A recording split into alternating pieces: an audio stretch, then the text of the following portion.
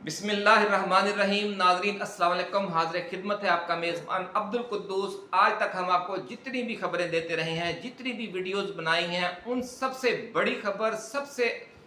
अहम वीडियो आज हम पेश कर रहे हैं। बल्कि आप यूं कह सकते हैं कि जो इस सदी की सबसे बड़ी खबर है कि इसराइल के खिलाफ जो सऊदी अरब और ईरान में स्ट्रेटजिक इत्तेहाद हो गया है। और ये इस सदी की सबसे बड़ी खबर नाज़रीन इसलिए है कि इसराइल के क़याम के बाद से आज तक जितनी भी जंगें हुई हैं, अरब इसराइल जंगें, उनमें ईरान बतौर ग्रुप के और बतौर खित्ते की एक ताकत के शामिल नहीं था। इस दफ़ा पहली बार ऐसा हो रहा है कि ईरान और जो इसकी पूरे खित्ते में प्रॉक्सीज हैं और जो दोस्त ममालक हैं ईरान के ग्रुप के, वो भी इसराइल के खिलाफ इकट्ठे हो गए हैं। और जो रवायती तौर पर अरब ममालक हैं जिनके साथ साबका जंगें हुई थी, वो तमाम भी एक प्लेटफॉर्म पर इकट्ठे हो गए हैं। और इन दोनों ग्रुपों के दरमियान कम अज कम इसराइल के मसले पर आइंदा के लिए मुस्तकिल बुनियादों पर इकट्ठे होकर चलने पर इत्तफाक हो गया है। बड़ी खबर नाज़रीन हम ब्रेक कर रहे हैं। और न सिर्फ ये हुआ है, बल्कि जो चीन और रूस, जो खित्ते की और एशिया की सबसे बड़ी ताकतें हैं, उनके साथ भी इन दोनों ग्रुपों के मामला तय हो गए हैं। और अब इसराइल के खिलाफ ये जो जंग है, वो किस अंदाज में लड़ी जाएगी, इसमें कौन से ममालक और कौन सा ग्रुप क्या किरदार अदा करेगा, फ्रंट लाइन स्टेट्स कौन सी होंगी और पस मंजर में रहकर बैकअप कौन करेगा। और इस हवाले से जो वलीअहद शहजादा मोहम्मद बिन सलमान हैं, उन्होंने जो इस्लामी इंटरनेशनल अफवाज हैं, उनके जो चीफ हैं, सरबराह हैं, पाकिस्तान के साबिक आर्मी चीफ जनरल राहील शरीफ, उन्हें क्या हुक्म दिया है, ये तमाम तफसीलात आज हम आपके साथ तफसील के साथ शेयर करेंगे। और ये भी बताएंगे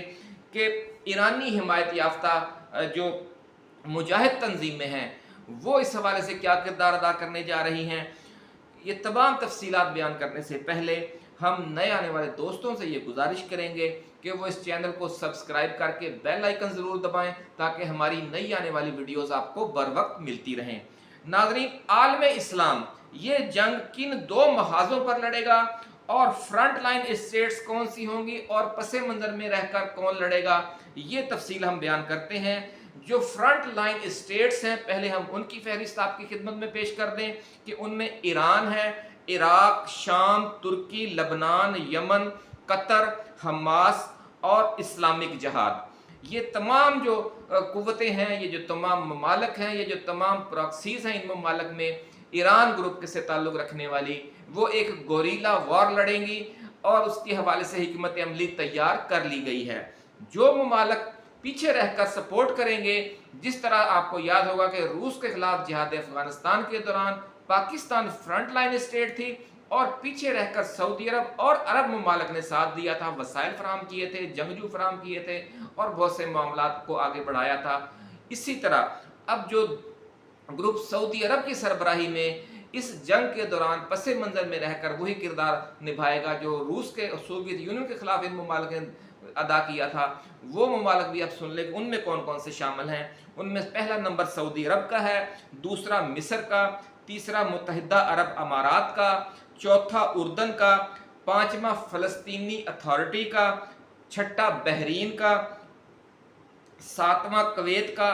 आठवां सूडान का और जो कुछ ममालक अफ्रीका के भी इसमें शामिल हैं। तो ये जनाब सूरत हाल है, बहुत बड़ा एक मंसूबा बन गया है, स्ट्रेटजिक इत्तेहाद बन गया है। जिस तरह हमने आपको बताया कि ये जो ममालिक हैं, जो पिछले अरब इसराइल जंगें हुई थी, उनमें शाम, मिस्र और इराक, सऊदी अरब, उर्दन, इन ममालिक ने वो जंगें लड़ी थी और ईरान इनमें शामिल नहीं था। बल्कि उस ज़माने में ईरान जो है वो अमरीकी इत्तेहादी हुआ करता था और जो शाह ईरान की उस ज़माने में हुकूमतें थी, इसलिए इसराइल को सिर्फ अरबों के साथ लड़ना पड़ा था। और लड़ने के हवाले से आप समझते हैं कि जो अरबों की जो अफवाज हैं, वो इतनी ताकतवर नहीं हैं या वो इतनी बैटल हार्डन नहीं हैं, इतनी सख्त जान नहीं हैं जितनी ये जो ईरान और इसकी प्रॉक्सीज हैं। ईरान में आपको याद होगा कि इराक का सद्दाम हुसैन की तरफ से जो जंग मुसलत की गई थी एक तवील अरसा तक इनकलाब के बाद, वो तने तनहा लड़ी थी। और उसके बाद जब से ईरान में इनकलाब आया है, अमेरिका, बरतानिया, पूरा यूरोप और इसराइल उसके खिलाफ पाबंदियां लगाई हुई हैं, पता नहीं क्या क्या उस पर सख्तियां हैं, इसके बावजूद वो न सिर्फ उसने अपनी असलहा इंडस्ट्री को बहुत तरक्की दे दी, और बल्कि उसके जो ड्रोन हैं इस वक्त और मिज़ाइल वो रूस खरीद कर यूक्रेन जंग में इस्तेमाल कर रहा है। उसके अलावा ईरान ने इराक में बहुत बड़ी जंग लड़ी है। पहले सद्दाम की हुकूमत का खात्मा जब हुआ तो उसने अमेरिका का साथ दिया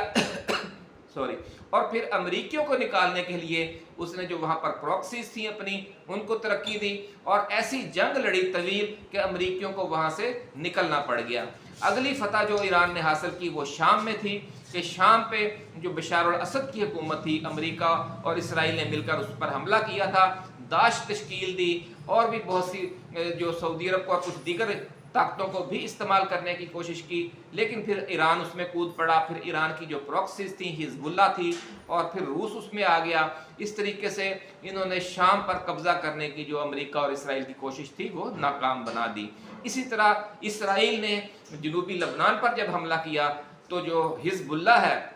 उसके ईरान ने मुकम्मल सपोर्ट की, और उसने एक बड़ी ज़ोरदार जंग लड़कर शिकस्त दी, पसपा कर दिया इसराइलियों को, और पूरा अपना जनूबी लबनान की जो आज़ादी है वो बरकरार रखी। इसी तरीके से जो हमास है उसे पहले ईरान की सपोर्ट हासिल थी, फिर कतर और तुर्की ने उसका साथ देना शुरू कर दिया, और आपने देखा कि उसने गज़ा को न सिर्फ आज़ाद करवाया बल्कि 2-3 इसराइली हमले पसपा करके वहाँ पर अपनी हुकूमत भी कायम कर रखी है, और 30,000 जो उसकी फ़ोर्स है, जंगजू फ़ोर्स, वो इस वक्त गज़ा में सरगर्म है, और उसकी अपनी असलहा साज फैक्ट्रियाँ हैं जिनके लिए आलात और साइंसी जो तकनीकी सहूलतें हैं वो ईरान और तुर्की फराहम कर रहे हैं। इसी तरह यमन में जो सूरत हाल है वहाँ पर जो हौसी बागी हैं, जो हौसी मलेशिया है, वो भी ईरान प्रो ईरानियन है, उन्होंने भी तवील जंग लड़ी है अमेरिका के खिलाफ और सऊदी अरब के खिलाफ। जब उनका इत्तेहाद था अमेरिका और सऊदी अरब का, तो उन्होंने बड़ा ज़ोरदार मार्का लड़ा और अपने मुल्क को उन्होंने आज़ाद करवाया। वो उनकी भी बहुत बड़ी फ़ौज है और बड़ी सख्त जान वो जंग लड़कर अपनी फतूहात दिखा चुके हैं। तो ये तमाम ममालिक नाज़रीन इकट्ठे हो चुके हैं। इराक़ में जो जिन कुव्वतों ने, जिन जंगजुओं ने अमेरिका के ख़िलाफ़ पहले सद्दाम के ख़िलाफ़ लड़ाई लड़ी, फिर दाश के ख़िलाफ़ लड़ी, फिर अमेरिका के ख़िलाफ़ लड़ी, बड़ी तवील जंग हुई। आपको पता है कि इराक़ बिल्कुल तबाह हो गया, लेकिन उन्होंने साबित कर दिया कि हम अपना मुल्क आज़ाद करवा लेंगे, और उन्होंने आज़ाद करवा भी लिया। और इराक़ के जो वज़ीर आज़म हैं भी हाल ही में प्यूटन से मुलाकात करके आए हैं, और जो ईरानी वज़ीर ख़ारजा हैं वो भी बगदाद गए थे। इस तरह ये सारे जो ममालिक हैं वो अपनी सफ़ बंदी कर रहे हैं। इसलिए जो ज़राए का कहना ये है कि ये जंग बड़ी तवील होगी। अब 2 मरहले होते हैं हर जंग के नाज़रीन। पहला मरहला ये होता है कि जो फ़ज़ा से तैयारों के ज़रिए बमबारी की जाती है और मिज़ाइल जो दूर मार हैं वो बरसाए जाते हैं। इस जंग में बिलाशुबा इस वक्त अमेरिका, नेटो ममालिक और इसराइल का कोई मद्दे मुकाबल नहीं है। इराक़ में जब हमला हुआ, जब शाम पर हमला हुआ, लीबिया पर हमला हुआ, अफ़गानिस्तान पर हमला हुआ, तो कोई मुल्क इस जंग में अमेरिका और उसकी तहबीर नेटो कुव्वतों का मुकाबला नहीं कर सका। इसलिए जो हमास पर इस वक्त हमले जारी हैं कि मिज़ाइल बरसाए जा रहे हैं, तोपखाने के ज़रिए बमबारी हो रही है और तैयारों के ज़रिए बमबारी हो रही है, तो इस जंग में तो मुकाबला नहीं हो सकता और ना करेंगे, ये जो तय कर लिया गया है। लेकिन फिर हर जंग में जो जाहिर कुव्वतें होती हैं, तबाही और बर्बादी करने के बाद फिर उन्हें अपनी ग्राउंड फोर्सेस आगे बढ़ानी पड़ती हैं। जो ही वो ज़मीन पर कदम रखेंगे तो फिर ये जो हमारे गोरीला मुजाहिदीन हैं वो सामने आ जाएंगे, और फिर उसी तरह जिस तरह अफ़गानिस्तान में और इराक़ में अमरीकी अफवाज का हशर हुआ था, फिर उन्हें पसपाई इख्तियार करना पड़ी, यही हाल इसराइली फ़ौज का भी होगा। चूँकि ज़राए का ये कहना है कि अफ़गानिस्तान में, इराक़ में, शाम में पूरी जो इस्लामी दुनिया थी वो मुजाहिदीन की पुष्ट पर नहीं थी। ये पहली जंग होगी कि जिसमें तमाम दुनिया की, इस्लामी दुनिया की जो इखलाकी कुव्वत है वो भी और फ़ौजी कुव्वत है वो भी, वो मुजाहिदीन की पुष्ट पर होगी। और इसके साथ साथ जैसे ही ज़रूरी समझा जाएगा फौरी तौर पर 2-3 नए महाज़े जंग भी खोल दिए जाएंगे।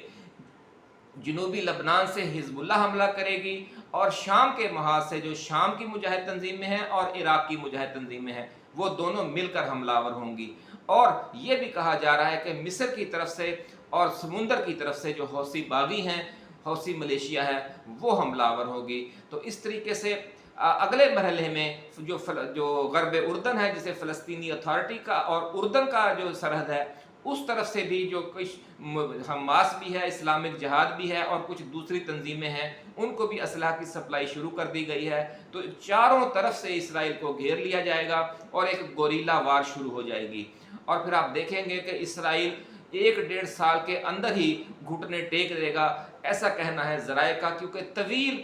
جو یہ گوریلا وار اور پراکسی وار کی پکا جو تجربہ ہے جن تنظیموں کے پاس، نقصان تو بے شک بہت ہوگا، لیکن جو اسرائیل کی جو قوت ہے اس کی کمر ٹوٹ جائے گی اس اسٹریٹجی کے تحت۔ اس دوران جو سعودی عرب ہے اور جو دوسرے ممالک ہیں، وہ یہ کوشش کریں گے کہ پس منظر میں رہ کر ایک ثالثی کردار ادا کریں، تاکہ ثالث بھی ہمارا اپنا ہی ہو۔ جب یہ تھک جائیں گے دونوں فریق لڑتے ہوئے، خاص طور پر پہلے تو امریکہ اور اسرائیل نے ہی تھکنا ہے، کیونکہ جو مجاہدین ہیں انہوں نے تو یہ ثابت کر دیا ہے کہ افغانستان میں وہ 20 سال تک لڑتے رہے اور نہیں تھکے، 25 سال عراق میں لڑتے رہے اور نہیں تھکے، اور جو فلسطین میں تو پچھلے 30-40 سالوں سے لڑ رہے ہیں اور نہیں تھکے ہیں، اور آپ کے سامنے ہے کہ ایک بار پھر وہ حملہ آور ہو گئے ہیں جب پوری دنیا سمجھ رہی تھی کہ یہ مسئلہ شاید حل ہو گیا ہے۔ تو یہ صورتحال ہے ناظرین، کیونکہ ہمارے جو بہت سے ناظرین تھے ان کی طرف سے بار بار یہ کہا جا رہا تھا کہ جو حقیقی صورتحال ہے اور جو آئندہ کا منظر نامہ ہے، براہ کرم اس کے حوالے سے بھی کچھ ویڈیوز بنائی جائیں، اسرائیل حماس جنگ کے حوالے سے۔ جو ڈیلی بیسس پہ واقعات ہو رہے ہیں اس پر تو سارے لوگ کوریج کر رہے ہیں، جو اصل صورتحال ہے، جو اس جیو اسٹریٹجک حوالے سے جو پلاننگ چل رہی ہے، اور خاص طور پر یہ جو بہت بڑا واقعہ پیش آیا ہے کہ باقاعدہ رابطے ہوئے ہیں سعودی عرب اور ایران کے درمیان، اور یہ معاملہ طے کر لیا گیا ہے کہ اسرائیل اور حماس کے اور اسرائیل کے ایشو پر یہ دونوں ممالک اب ایک طویل المدت طور پر ہمیشہ مل کر چلیں گے، اور جب یہ دونوں ممالک یا دونوں گروپ مل کر چل رہے ہوں گے تو لا محالہ روس اور چین کی طرف سے بھی انہیں غیر معمولی اور غیر مشروط سپورٹ حاصل ہوگی۔ تو آپ سمجھ سکتے ہیں کہ دنیا میں پہلی بار طاقت کا توازن برابر ہونے جا رہا ہے۔ اللہ رب العزت سے ہم دعا گو ہیں کہ اس حوالے سے جو مسلمانوں پر آزمائش کا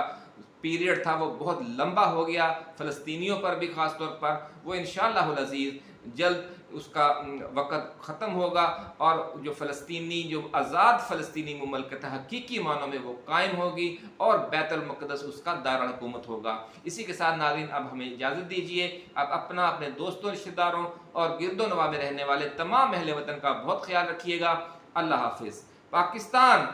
زندہ باد۔